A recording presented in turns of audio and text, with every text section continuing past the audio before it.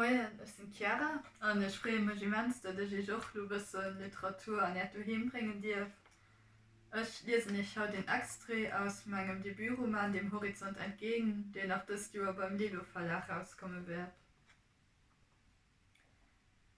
Der Weg zum Friedhof war nicht weit, aber ich fühlte mich noch nicht genug auf den Anblick von Adas und Lis Grabsteinen vorbereitet und entschied mich für einen Umweg. Dieser führte mich durch den kleinen Tannenwald, der den Hügel zum Friedhof zierte. Nebelfetzen verdeckten Teile des Weges. Jedes Mal, wenn ich in den Nebel eintauchte, stellte ich mir vor, unsichtbar zu werden für die Spaziergänger und Jogger, denen ich begegnete, für Momo, Jerry oder meine Eltern, aber sichtbar für die Toten, deren Reich ich betreten würde. Als ich am Hügel ankam, lag der Friedhof frei von Nebel und in gespenstischer Stille vor mir. Kam es mir nur so vor? Oder war es hier oben tatsächlich viel kälter? Der Wind wehte in fast stürmischen Böen durch meine dünne Übergangsjacke und ließ mich frösteln. So oft war ich in den letzten Monaten hier gewesen. Und doch nicht oft genug. Gerne würde ich daran glauben, dass Lis Seele hier wäre, dass ich an ihrem Grab noch ihre Aura spüren könnte. Doch ich fühlte nichts, außer ihrer erdrückenden Abwesenheit. Wenn es sie noch irgendwo gab, dann nicht bei ihren sterblichen Überresten. Ich erkannte Lis Grabstein schon von weitem. Über dem Geburtsdatum prangte ein Foto, das der Schulfotograf zu Beginn unseres Abschlussjahres geschossen hatte. Einige Atemzüge lang verweilte ich in dem lebensfrohen Meeresblau ihrer Augen, um das ich sie immer beneidet hatte. Ich schloss die Augen und kniete mich vor das Grab auf den feuchten Rasen. In Gedanken spielte ich den gestrigen Abend durch, ließ die Bilder wieder in mein Bewusstsein treten, um Liz die Ereignisse wortlos zu erzählen. Was soll ich machen, Liz? Was hättest du getan? Was willst du? Keine Antwort. Natürlich kam keine Antwort. Als ich die Augen wieder öffnete, bedeckte ein Schleier aus heißen Tränen mein Blickfeld. Die Erinnerung an meinen Wutanfall ließ Flammen in mir auflodern, die das Blut in meinen Adern erhitzten und die Kälte vertrieben. Ich hasste mich oft dafür, überlebt zu haben. Am meisten quälten mich die Was-wäre-wenn-Fragen. Was wäre, wenn Ada nicht zu spät gekommen wäre? Wenn wir uns für einen Zug statt eine Autofahrt entschieden hätten?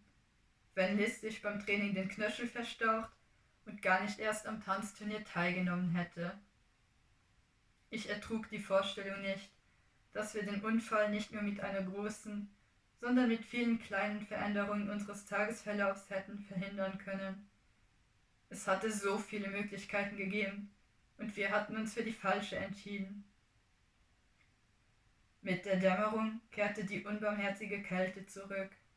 Ihr eisiger Atem umhüllte mich und zwang mich dazu, mich zu bewegen, um meinen Körper warm zu halten. Ich schämte mich dafür, nicht um Ada zu trauern. Natürlich vermisste ich sie und bedauerte ihren Tod, aber ihr Verlust rückte in weite Ferne im Vergleich zu dem riesigen Loch, das Liz hinterlassen hatte. Die Sehnsucht nach meiner Schwester ließ keinen Platz übrig für alles andere, und das war nicht fair. Ich wusste nicht, wie lange ich zwischen den Gräbern hin und her irrte und bemerkte nur, dass die Dunkelheit sich erstaunlich schnell über die Landschaft legte. Ich fühlte mich rastlos.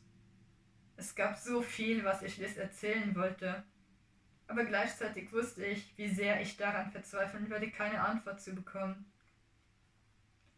Ich merkte nicht, wann ich zu weinen begann, doch meine Wangen froren unter der Nässe.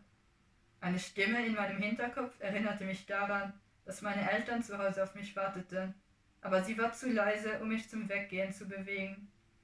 Ich konnte Liz nicht verlassen. Das hatte ich ihr versprochen, auf dem Weg ins Krankenhaus, kurz bevor sie ohnmächtig geworden war. Verlass mich nicht. Die Worte hatte sie nur stumm mit den Lippen geformt, und doch hatte ich sie eindeutig verstanden. Es war das letzte Versprechen, das ich ihr geben konnte. Die Friedhofsluft vereiste meinen Körper und mein Herz, und nach endlosen Minuten oder gar Stunden glaubte ich, festgefroren zu sein an diesem Ort, vor ihrem Grab. Am liebsten hätte ich mich neben sie gelegt, aber ich starrte nur unverwandt auf den Grabstein, auf ihr Foto, während die Kraft aus meinem Körper wich und ich in eine tiefe Winterstarre verfiel. Laila, Laila, hörst du mich? Erst nahm ich an, dass Momos Stimme aus einem meiner Albträume stammte, aber die Berührung an meinen Schultern fühlte sich zu real an für einen Traum. Ich kratzte meine letzte Energie zusammen und drehte mich um. Momo, was machst du hier? Ein aschblonder Wuschelkopf mit hellblauen Augen beäugte mich skeptisch, mit einer breiten Sorgenfalte auf der Stirn. Er war es tatsächlich. Ich hab mir Sorgen gemacht. Ich mied seinen vorwurfsvollen Blick. Prüfend betastete Momo meine Hand.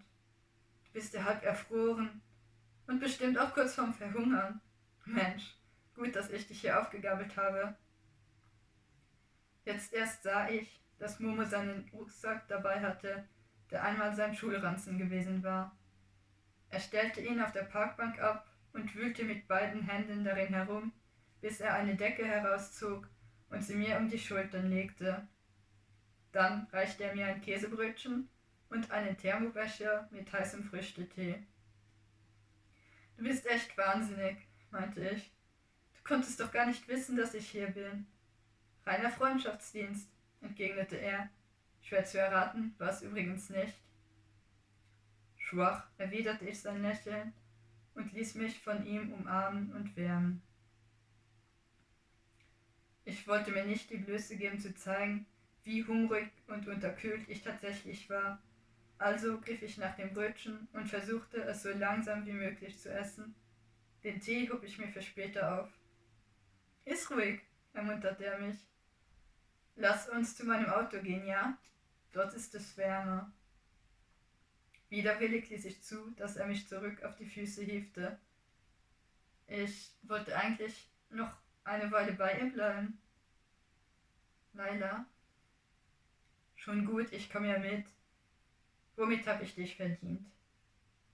Während er mich zu seinem weißen Suzuki führte, der vor dem Friedhof im Halteverbot stand, stützte ich mich an ihm ab und blickte mehrmals verdrossen zu Lis Grab zurück.